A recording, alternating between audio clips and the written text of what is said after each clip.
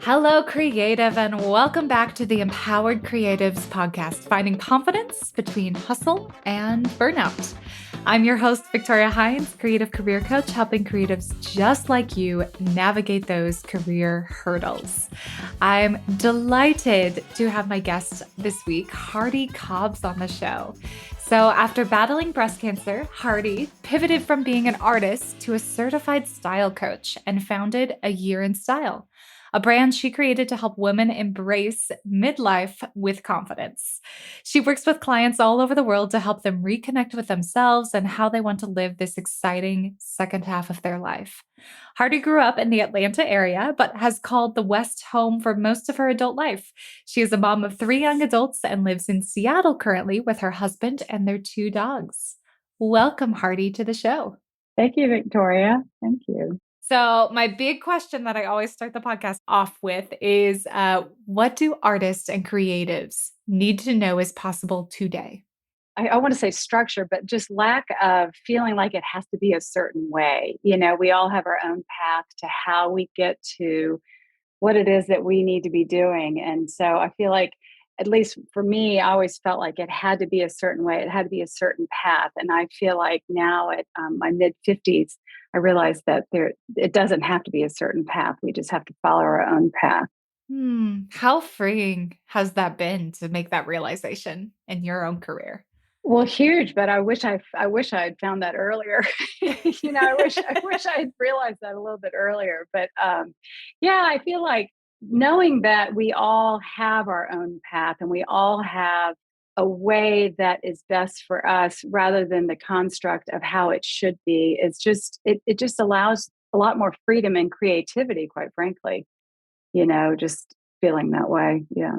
100%. I know that's something I talk about on this podcast a lot, and my guests are very much in the same vein too. And I've hit my 30s now, but I think the 20s, like my 20s, I think were the hardest 10 years and decade to learn that lesson, because I feel like that's the decade, especially where you're just like, I have to do it this way. Otherwise, I'm not going to be successful.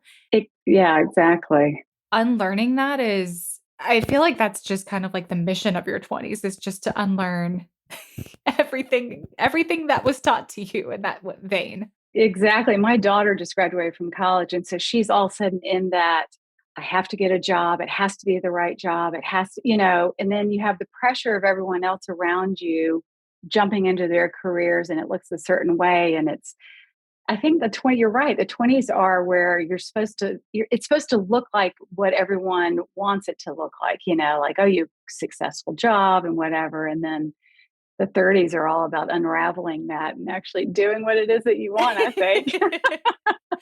Absolutely. And we can only hope that by the time we hit midlife, we've reached your level of freedom.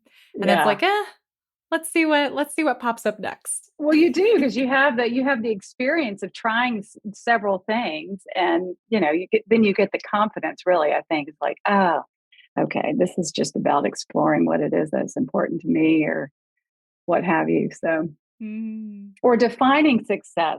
If you start out saying, this is what success is to me versus what success is defined by other people, then I think that's actually the key to really finding your own success. Yeah, 100%. So, kind of unraveling your story a little bit, what has your artistic journey been like through the years? Well, it's been varied, and it's been a lot. But I went to college, and really, I wanted to do something creative. But this was in the 1980s, and were you born then? Even I was not, unfortunately, but I do love the 80s. Yes, I feel like my hair would have fit right in. Yeah, that's hilarious. But I went, and at that time, I really wanted to do art, but there was a pressure for women at that time, let's do something very, successful or whatever. And I just didn't feel like art was it. But I studied interior design. I wanted to become an architect. So I did it, and I worked for a firm in London and in Washington, D.C. And then all of a sudden I was like, this is not creative enough. My hands are not in it. And so then decided to do graphic design. And then all of a sudden the computer came in. That's how old I am. The computer was not around. Yeah. And then all of a sudden it was computer work. And I thought, no, my hands still need to do something. And so I lived in San Francisco and I saw a beautiful show, a painting show of this artist, Francis McCormick. And I looked at the show and I thought, that's it. This is what I want to do. And so I contacted her and I said, will you teach me how to paint? And I went into her studio every day for 3 months and I painted the same still life. And I was like, this is it. This is finally, I kind of dug down. This is exactly what I wanted to do. And so I was a painter for many, many years. So that's sort of how that was my evolution. But you just have to keep finding things. But I just knew it was my hands. My hands wanted to do something. Well, what's beautiful though too, and I've made this analogy on the show, but I feel like life gives us breadcrumbs. Hmm. There's always clues, there's always breadcrumbs, and half the battle is paying enough attention to the breadcrumb trail. Yes, that's a good point. Yeah, you're continuously like choosing to go into that direction instead of kind of getting lost in the woods a little bit. Yeah, and sometimes actually that's a really nice way to say it, the breadcrumbs, because so many times, especially in your 20s, there are a lot of breadcrumbs because all of a sudden you have the freedom. You're not in your parents', umbrella anymore. You're not in college anymore, and you're exploring this and you're exploring that, and that's the beginning of all the breadcrumbs. But you go down one path where the breadcrumb is, and then you come back, and then as you get older, what's really nice is that you return to breadcrumbs that you had planted, that were there earlier, but you haven't Yeah. seen. And that's a really nice thing. You're like, oh, this has been consistent. It may not have been there all the Mm. time, but there's a thread of them, which I think is really nice. That's beautiful. I know I'm having to kind of place that trust that these breadcrumbs are things that I love are going to trickle back in my life again. Because I still love acting and I still love theater, but I've taken a step Hmm. away from that because it wasn't filling me with joy anymore and I needed Yeah. space. And I love immersive theater. Every chance I get to like walk into a story and feel like I'm a part of it, like it just lights me up inside. But again, the pandemic hit and it was like events went out the door and it just wasn't the right time and place. So I know I've been going on this journey of trusting as well Oh, that's that the good. things you Yeah. love or the breadcrumbs you've discovered, even if they don't make sense in this moment, trusting that they're going to still be in your basket and pop up again. Well, I think if they truly are, something meaningful to you, they will show up again. And I always say, I have this thing because I work with women in midlife, and I always say, it's a privilege to age. It really is. It's a privilege to age. And people always quip off with that. Well, what's the alternative? And I was like, that's not what I'm saying. What I'm saying is, if you are lucky enough to live, year after year, decade after decade, all of a sudden, all of those breadcrumbs, what I call puzzle little pieces, can come together, and you can start to understand your own story because you see that the acting has always been something that you've come to. It may not have been consistent, but you always, and that is your story, and you get to finish your story in that way and see the breadcrumbs. And if they're not still there, then they weren't really part of your soul, I think. Hmm. Oh, I love that. Speaking of uh, your new business, what led to your transitioning from being an artist into a stylist? So I had cancer about 4 years ago, and after treatment, I had to have a lot of surgeries. It was breast cancer, and they had to remove, um, hysterectomy and stuff just to remove the estrogen. And so with that, and the drugs that I take, it's caused almost arthritis in my hands, and so it became very hard for me to do this work to actually use my hands, which is so funny because my whole journey has been about using my hands. But while I was diagnosed, and before I knew what was going on, I just had this epiphany that, you know what, if this is it, if this is your time, you did not do what you were supposed to do. I just had this gut feeling that there was something else I wanted to do. And so while going through treatment, I just became very envious of all the people taking care of me. I just was in awe that they their job was to serve people like me, to help me stay alive. And I just knew that that was going to be my, just sort of the gut of what I was going to do. And so I did some exploration, and I realized that as I was aging because of the hysterectomy, and I was seeing these signs, I really wanted someone to help me age better. I didn't want to fight it, and I didn't want to do all that stuff to look younger, but there was no one out there really helping women. And so I thought, you know what, that's what I'm going to do. I'm going to help women age better and feel more confident. And so anyway, there was a program that I went to London and I got certified. And so now I've been working for the past 2 years with women all over the world, helping them with midlife, where they want to show up in this second act. What a beautiful way to basically instill confidence in individuals. Like it sounds like that's kind of something you were looking for too, is how can you walk into the next phase of your journey and your midlife with just an ounce more confidence? Yeah, and the confidence part, I think when I stepped into feeling that I knew very quickly this was my purpose. This was exactly that feeling that I had, that you need to give back, you need to serve. That was just a very strong feeling I had.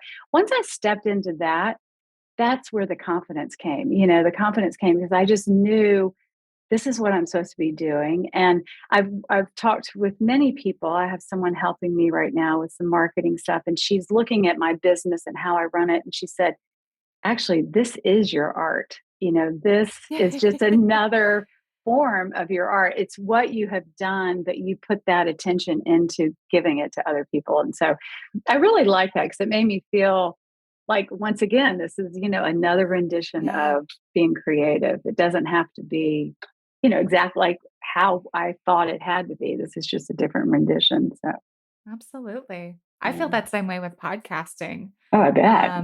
I hosted rooms on Clubhouse for a while, and I would always get the compliment, like, "You're so good at this. You're so good at hosting rooms. You're so good at holding space." And what I think a lot of individuals didn't realize when they first looked at me or my resume was like, it was all those years of theater training.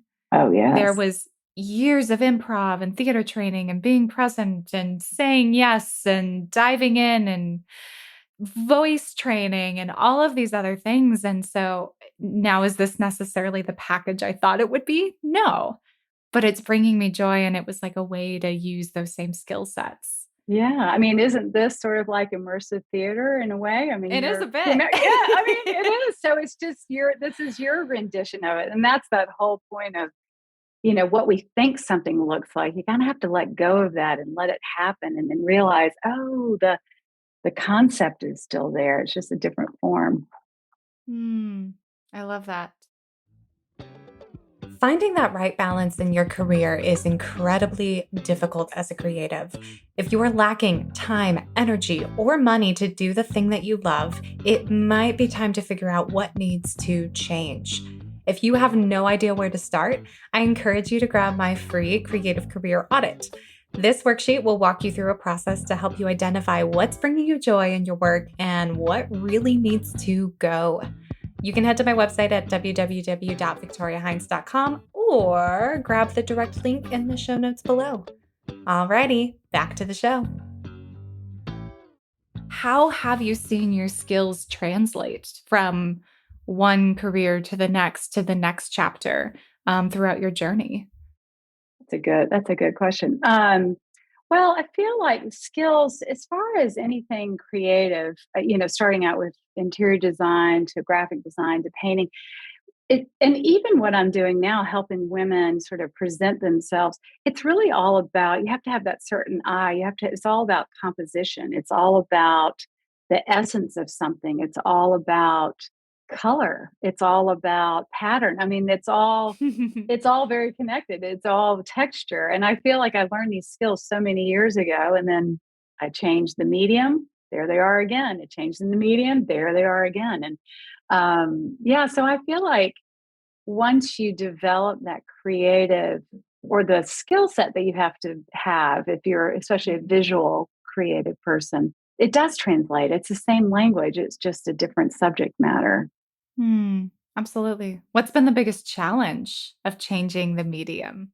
I think at the time, just feeling like not knowing, there was a while there where I didn't know what the thread was. So I was working on these paintings and I painted for a very long time. I had working on a really interesting series, and then because I was a mom of three kids and two in, middle school and whatever, they needed me, and so I needed to I didn't want to be a resentful mom who every time they came in the studio I'd get, kind of like, and so I started doing a little bit of ceramics and I did more photography and I worked on these series. And at the time, I didn't, it was a little, I felt a little insecure about it because I wasn't understand it. I just worked from my heart and I just explored these things, both in photography and in ceramics. And it wasn't until I kind of pulled out and looked at a bird's eye view of, oh, that's the thread. They're all connected. And but there was that was really challenging. Not feeling like I think I was feeling like it was maybe a disparate kind of path I was taking, and I really like things to make sense, and they didn't make sense at the time. But in retrospect, they all make sense. But I think that was challenging, really, just Hmm. stepping out and trying something, but not knowing what it meant. Was there any exercises or particular things you did to help find the storyline or the thread?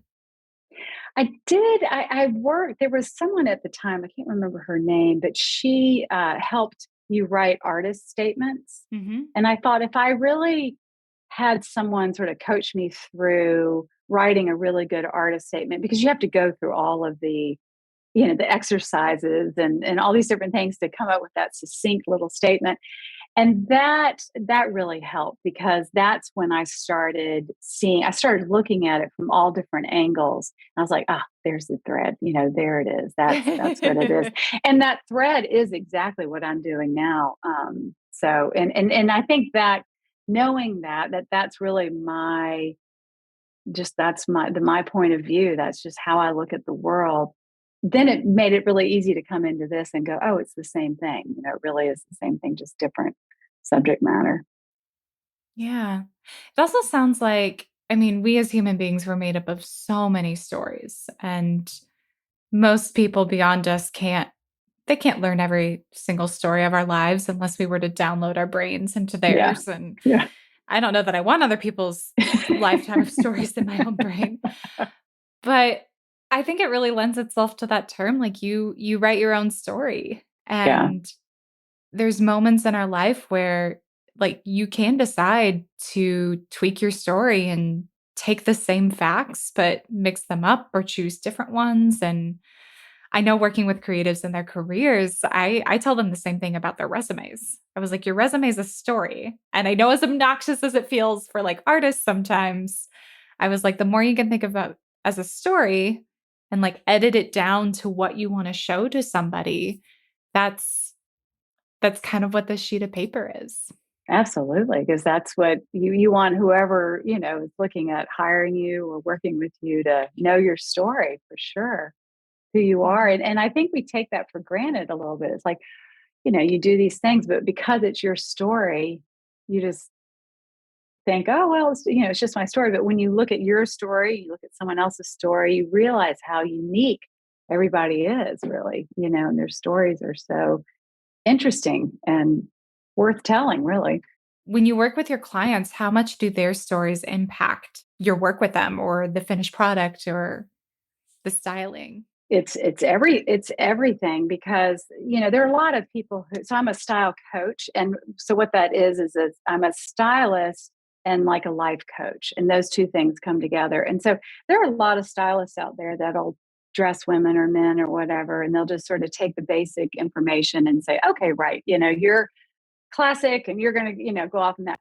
And I just feel like there's more to the story. I think this is where my work comes in. I'm all about the essence of something, the essence, the beauty of something.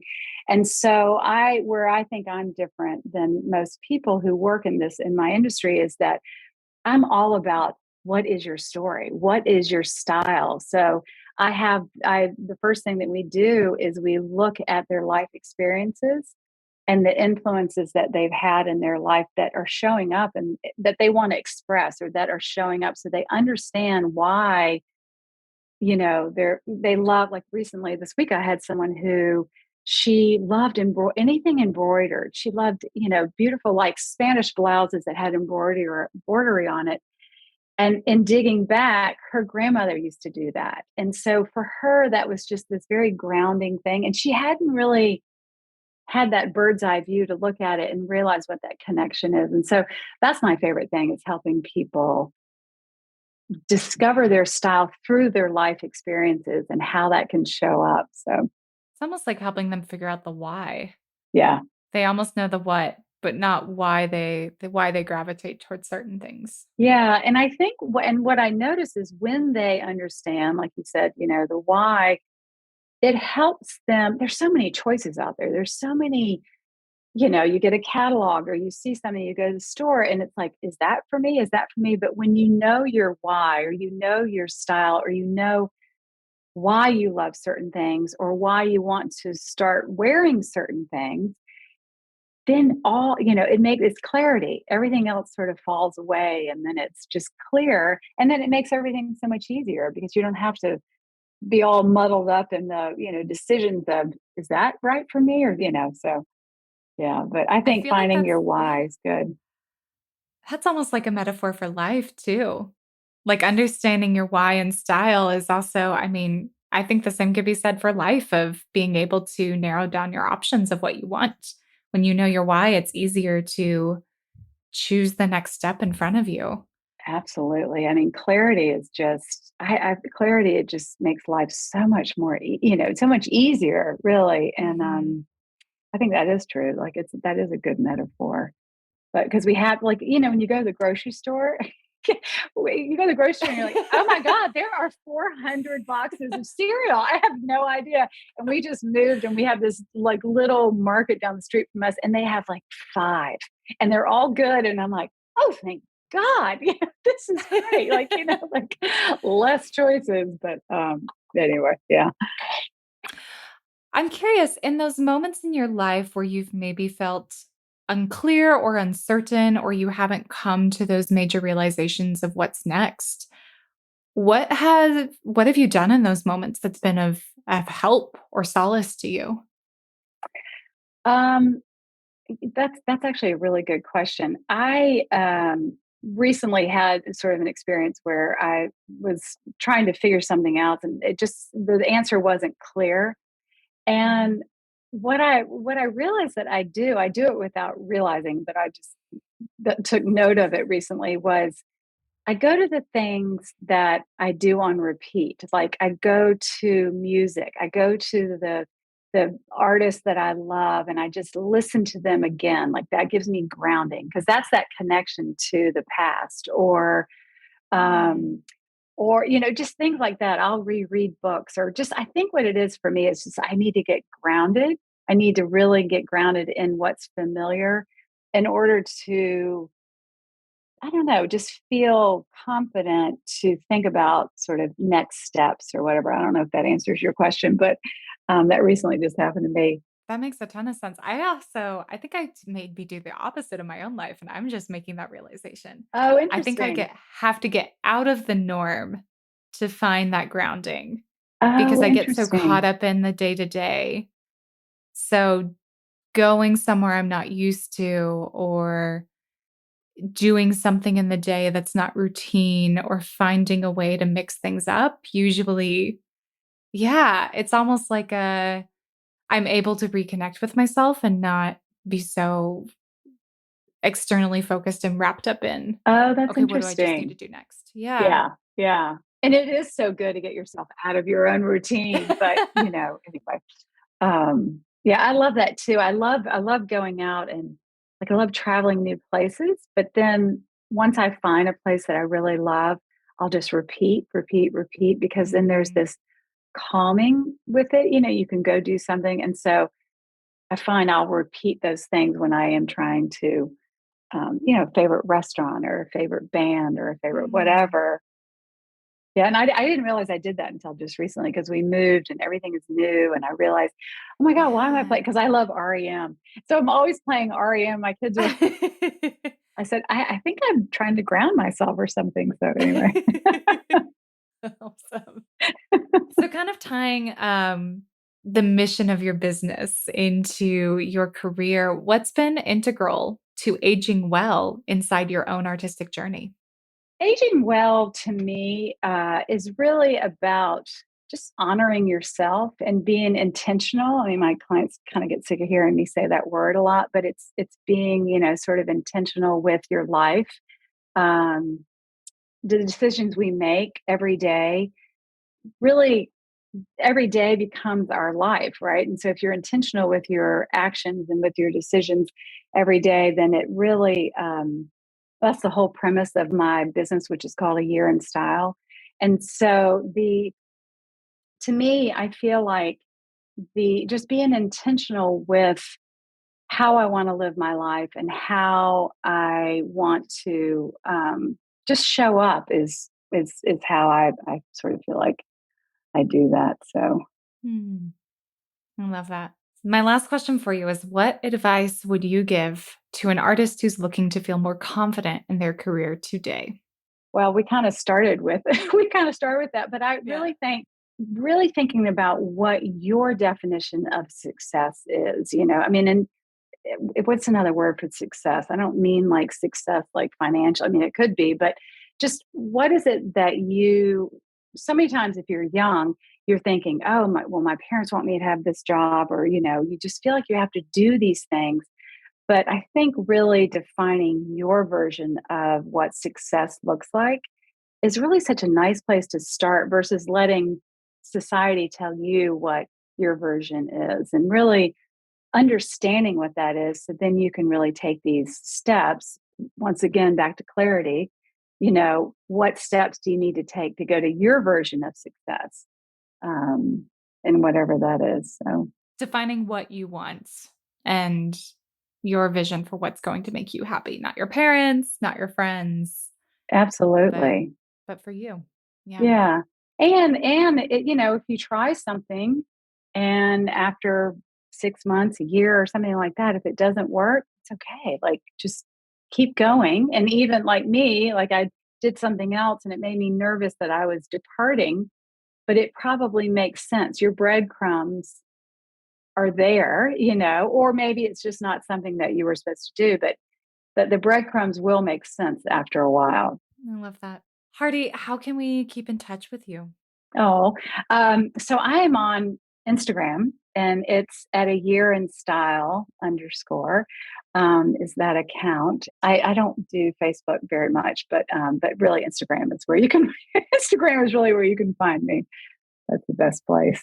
Amazing. And am I correct in thinking you work with a lot of women in their midlife, so 50s-ish? I do. Yeah. So I had a client recently who's in her 30s. She said, "You know what? Oh, I want to age well, so I want to know what to do now," which I thought was really cool. So I mean, she's sort of the youngest, but usually women in their 40s, 50s, and 60s actually. So are the women that I work with. So if anyone in your audience knows of someone who really wants to, sort of look at how they're living that what I call the second act, or that second half of life, then yeah, they can send them my way. I'd love to work with them. perfect. Thank you, Hardie, for coming on the show today. Thank you so much. Thank you.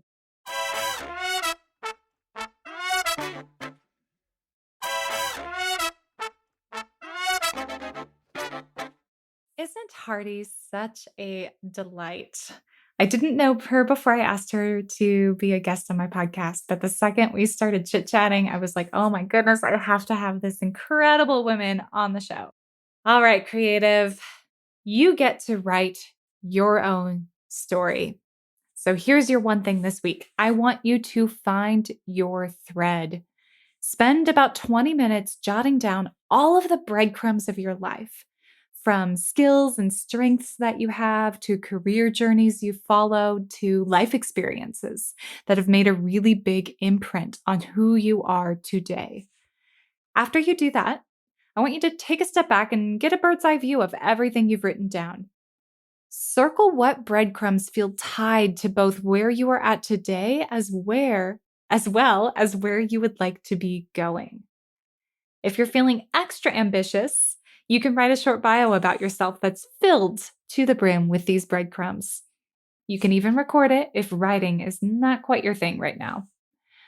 All right, creative, don't forget to rate, review, and subscribe if you are enjoying this podcast. Also share it with a friend, somebody who is really looking to embrace their midlife confidence or is looking to find that thread between all of the different careers or artistic journeys that they've been following. Until the next time, stay creative.